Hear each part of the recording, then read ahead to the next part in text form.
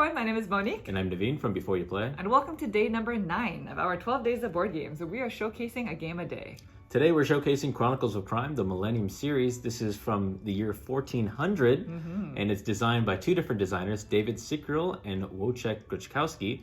And it is a co-op game where we'll be using an app to do some cool stuff. That's right. So this is published by Lucky Duck Games, and this is actually a standalone sequel to the original game called Chronicles of Crime. And that game already had a couple of sequels on its own, if I remember correctly. I think so. And so this is actually a part of a trilogy called the Millennium series. And each game is set in a different time period. So there's a 1400, 1900, and I believe it's like 2400. Sometime in the future. Far in the future. So today we are featuring this one. And if you're not familiar with how the original game plays, we're going to give you just a kind of brief overview of how that game works, and then kind of go into the new features of this game. Now, this is going to be a spoiler-free video. We will be showing some of the components in the box, so just be fair warned about that, but we promise not to give away any of the story. So let's get started. All right, so we're all set up for our game of Chronicles of Crime, and so if you've played the original, this might look very familiar to you because the skeleton of the game is pretty much the same. Yeah. We're still going to be solving crimes, and this game is still primarily app-based, with just a few added additions in this edition of the game. Now, if you're not familiar with this game, this is a mystery game. So everybody around the table is going to be working together to solve this mystery. Like we were mentioning, you have to have the app in order to interact with these components. And there's a lot of reading involved, so be forewarned about that. But pretty much the way that the game works is each game comes with a host of different scenarios. And so the way that it works is all of these components have QR codes on them. You can see them on basically all the locations, you can see them on the experts, as well as the evidence cards and witnesses. And so on your app, you're going to be scanning these different things in order to interact with them. So at the start of each scenario, you'll typically have at least one witness. And as soon as you start interviewing this witness via the app, several other things that are part of the scenario will start to become unlocked. As soon as there's any mention of any other people or locations, then those people and locations get added to the table. And then now you can visit these locations and interview these additional people. And these are the locations here. Typically, witnesses will get assigned to the different locations depending on if they live there or if they frequent those areas, and you'll have to go back and forth between the different locations, spending time in order to do so. Exactly. Yep. And another big part of the game is typically when you go to the different locations or sometimes crime scenes, then you will have an opportunity to examine the crime scene using your phone.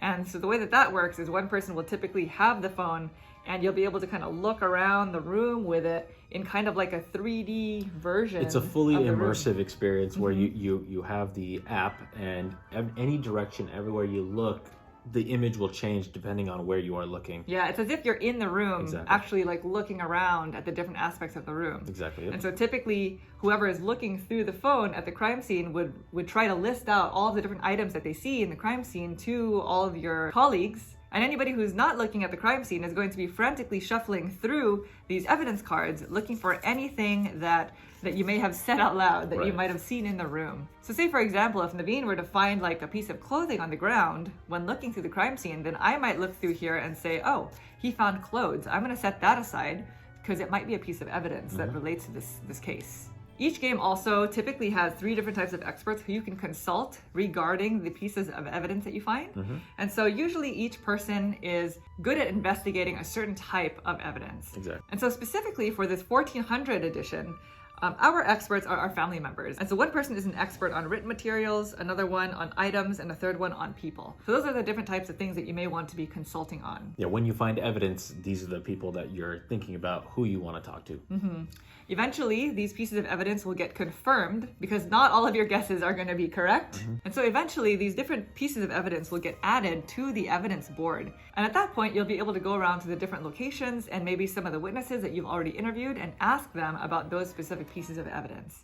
And in doing so, they'll give you even more information. Yeah, the story begins to then unfold. Yes, so it just becomes this big chain reaction of investigating, finding out more information, investigating more, and then by the end of it, you'll have this huge case that you've completely unraveled. Sometimes witnesses may give you misleading information. Sometimes if you go back to a witness that you've already interviewed, they may give you different information from what they gave you before. It's definitely a big crime-solving journey. Now, this game has a time element, but it's not a real-time element. Every single thing that you interact and do has game time that's kind of ticking away. So when you go to a new location, it's built in that a certain amount of time has passed. When you speak to a witness, then a certain amount of time has passed. And so ultimately, in the end, when you're ready to solve the case, first of all, if you get it right, then you get, I guess, a scale of points is what you would say. Yeah, I guess so. Like whether like how well you did, and then also within a certain frame of time that the game has, it'll also award you points. And so that is the basic gist of how Chronicles of Crime itself is played. And so there are two more aspects to this specific version of the game that are new. And so one of which is our dog. We now have a dog called Percival. We have a crime-sniffing dog. We do. And Percival is kind of like another tool in addition to our experts here, who is going to help us get more information.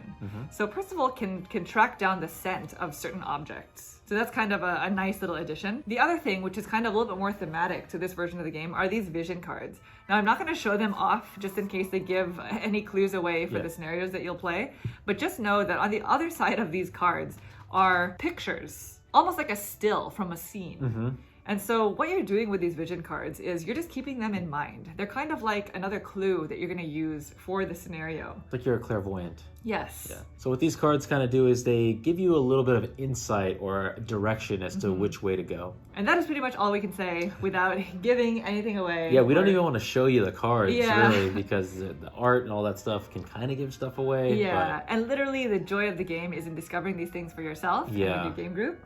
That's Chronicles of Crime 1400. So we've played through, I think, a majority of the base game. And we played it at 4. This was like a year ago. And I really, really loved it. I definitely think that maybe I prefer it at lower player counts. I think 2 is good. 2 is great because everybody feels, equally as involved, I suppose. And, fortunately for us, we played with really fun people. But I can kind of see how if you try to play it in a bigger group setting, that maybe people around the table will have less to do and might not feel as involved, right? Yeah, this could have the problem of quarterbacking. If you do have one person that's like really adamant, like, no, we're going to go to this location and we're going to talk to these people. I do find it funny, though, when somebody does quarterback in these games and they're totally wrong. And it's like, look what you've done. Look what you did. But this is definitely a mystery game. Yes. So if you like mysteries, if you don't mind a lot of reading, because this is basically all reading. It's all reading. It's scanning and reading. That's what you're going to do in this game. And if you don't mind that and you enjoy that kind of play, then this is definitely the game for you. This is probably one of my favorite mystery games because I enjoy that. I know between the two of us, I'm definitely the person who doesn't mind all the reading as much. Yeah. So I think maybe I have more of a capacity for these types of games, would you say? Yeah, I enjoy it because we're doing it together. Yeah. Things like that. So like I don't mind. And then this is a nice setting. I actually like the 1400 setting compared to the original, which is kind of just everyday, your normal setting. So for me, reading in this particular one is not so taxing. Yeah, exactly. I guess that's the best way to say it. But anyway, Monique does most of the reading. I do. Good, so. I get really into it. She gets really into it. I really like this game. Yeah. But I agree with you. I really enjoy this theme. It definitely feels a lot more rich, like a lot more fictional, I guess. Yeah. You know what I mean? It definitely throws you into an entirely different world from what the base game had to offer. It does, yeah. And so anyway, that is Chronicles of Crime, part of the Millennium series, 1400, published by Lucky Duck Games. Thank you guys so much for watching the video. We just completed day 9 of our 12 days of board games. Yeah. We have 3 more to go, so we are 3/4 of the way through. So join us tomorrow for day 10. Thank you. Thank you. Bye. Bye.